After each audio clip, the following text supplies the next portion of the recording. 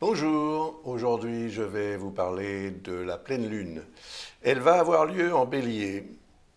Elle est assez intense et intéressante pour être analysée dans son ensemble et au fur et à mesure que la lune va progresser autour du zodiaque et donc rejoindre comme ça des astres qui s'y trouvent ou d'autres éléments, soit par conjonction, soit par opposition comme j'ai l'habitude de le faire maintenant. Et vous le savez, depuis quelque temps, je procède de cette façon. Donc là, je suis en train de faire une vidéo qui sera complète, qui sera assez longue, et ensuite je la couperai pour mettre des portions plus courtes en ligne pour les personnes qui préfèrent ce genre de publication. Voilà. Alors, on va regarder tout de suite le thème astral, parce que c'est quand même important, le voici. Donc, nous avons la Lune à 14 degrés et 8 minutes du signe du Bélier, et en face, le Soleil à 14 degrés et 8 minutes du signe de la Balance. Alors, le dialogue Bélier-Balance, c'est le dialogue des oppositions, et en même temps, il y a un peu de la Balance dans le Bélier, un peu du Bélier dans la Balance, n'est-ce pas? Et c'est la raison pour laquelle on rencontre souvent des couples qui sont formés comme ça par les signes opposés d'ailleurs.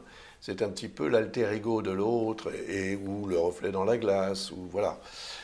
En fait, il y a une complémentarité dans l'opposition entre deux signes parce qu'on a la complémentarité des éléments.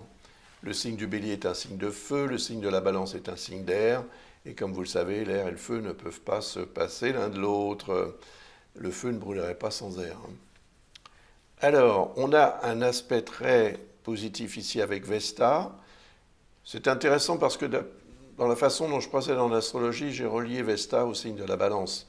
Donc comme le Soleil transite en Balance, il est évidemment étroitement lié à Vesta. Et d'ailleurs, on voit ici que ce lien est un sextile. Donc c'est un rapport très positif entre un signe d'air et un signe de feu. Et ici, on a un signe d'air et un autre signe de feu. Donc intense, mais positif a priori.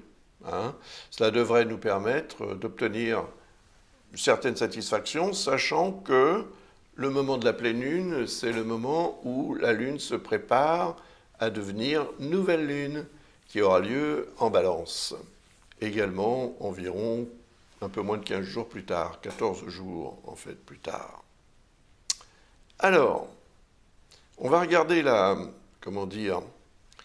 prochaine carte du ciel parce que finalement ce thème dans l'ensemble peut être analysé, bien sûr, mais il va être analysé au fur et à mesure que la Lune va progresser autour du thème ou du cercle zodiacal, je veux dire, pour déclencher les énergies des astres concernés par telle ou telle configuration. Donc, évidemment, la prochaine carte du ciel nous montrera la Lune conjointe à Chiron.